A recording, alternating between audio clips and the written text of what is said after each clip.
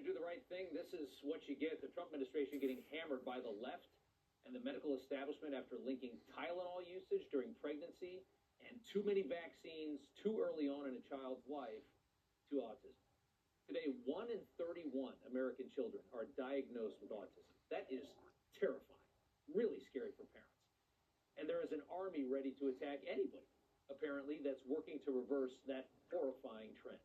The administration wants to break up the measles, mumps, rubella, and chickenpox vaccine into separate doses, not just pile all that into a little baby, and suggesting a much later vaccination date for hepatitis B, which is a sexually transmitted disease. Why is that coming in maybe the day after the child is born?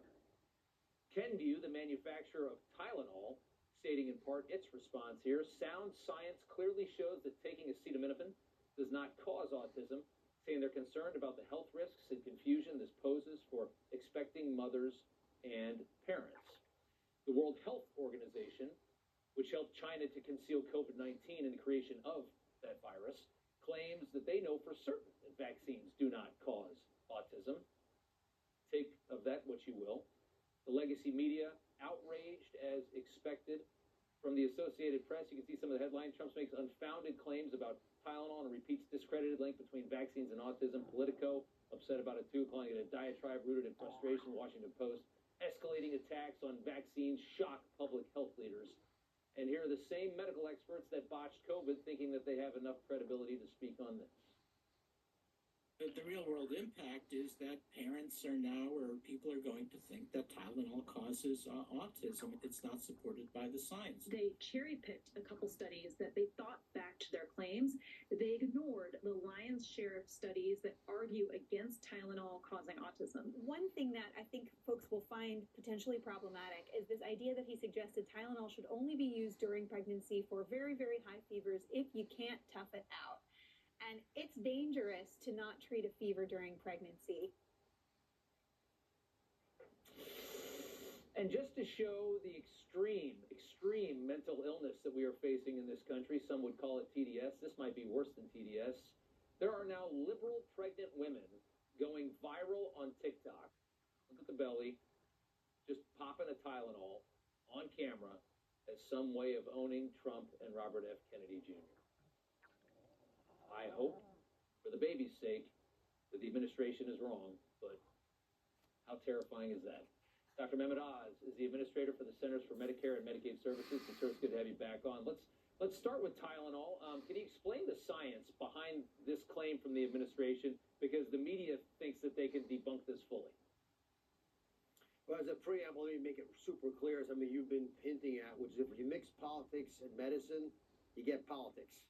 The medicine gets pushed out to the side, and we want radical transparency in this administration. President Trump is passionate about this autism issue. There is no political benefit to him tackling this challenge. He just wants the truth to get out there. He doesn't want to wait years and years until we have the definitive final data on whether acetaminophen, which is Tylenol, or prescription leucovorin, which is the high-powered but very safe medication that could be beneficial to kids whose brains are deprived of B vitamins, another potential link that we've identified. So he told us to break down all the barriers. Secretary Kennedy's passionate about this as well. No more agency-specific problems. We're all going to work together as fast as we can, put $50 million into researching these ideas, and as we find clues, signals that might be beneficial to the American people, we're going to share them. So the first signal we found was that prescription leucovorin, which is, again, a medication that helps children whose brains are deprived of B vitamins, which turns out to be, we believe, a pretty common problem in kids with autism, seems to help them. We spoke to all the investigators over the last 15 years. There have been 25 studies or so, generally showing benefit in about half the kids. So the FDA is changing the label on this pill, and we're now going to get Medicaid, which is the agency I run, to support states providing this. Again, they'll pay the prescription costs so that kids around the country who are covered by Medicaid and CHIPS, which is over half the children in the country, can get this medication. The private insurance companies will follow, I believe. So now we've got an idea, some hope for moms whose kids have autism. Again, if you wait 5 years for a mom with a 3-year-old, you've waited too long. Let's turn now to the acetaminophen Tylenol story. There's been a lot of research in this area, and there was a massive study done at the end of August by an institution you've heard of, Harvard. The Harvard School of Public Health put together all the data. It was about 46 studies. A few were negative. Most were actually showing some kind of association, contrary to what you were just hearing. And if you actually look at what they said, without any question, they felt there was enough of a signal to warn moms. We're not saying, by the way, never take the medication. We're saying if you don't need to take the medication, think twice before taking it. A low-grade temperature is probably a healthy thing to fight off an infection because it accelerates your recovery. If you're not sure, call your doctor. If you have a high fever, of course one should take the medication. It's the only one that's really out there for moms with high fevers, and high fevers can be dangerous. But they ignore what was said at the press conference because it fits their narrative, and it's confusing to folks to the point that you, as you showed, you've got women not realizing this is a problem potentially, popping this medication to prove that they're undaunted by this. This is not about you or your ego or your politics. It's about your kid. If we didn't think this was a concern, we would not share this wisdom. Again, we're studying it. We've got a lot more to come over the next 5 years. We'll learn much more. But if you want to know what we know, then pay attention because we're telling you. The transparency is, I mean, so welcome because nobody has wanted to touch this issue, and we know that. Nobody's wanted to talk about this at all, and nobody's wanted to look at these correlations, and that's been so frustrating and so scary for people to wonder what the hell your government's agenda really is.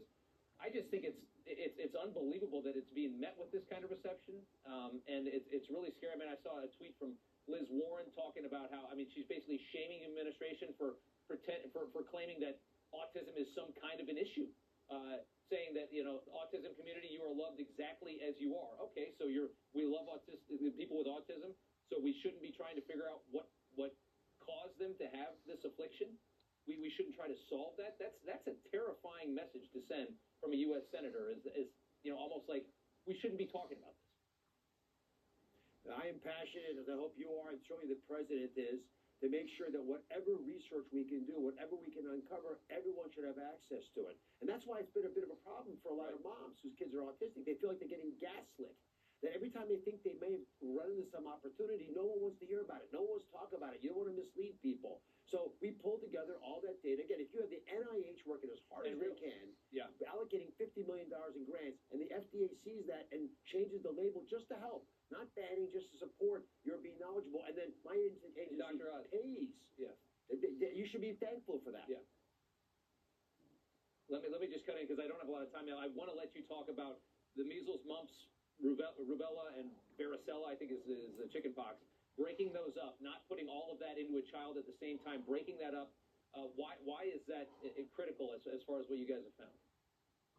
Well, the president said he supports vaccines. He said Bobby Kennedy supports vaccines. The whole point is not when you get vaccinated, but how do you do it? If you put a lot of different vaccines into a small child all at once, you can confuse their immune system because each of these medications has adjuvants in it that stimulate the immune system. It might be too much. In other countries, you're allowed to break them up. In fact, if you look at the vaccine schedule overseas, it's far different from what we have in this country.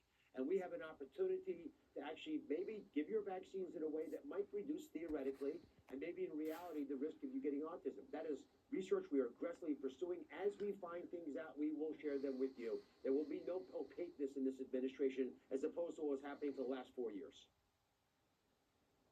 I love that. Dr. Oz, thank you so much for coming on. We appreciate it.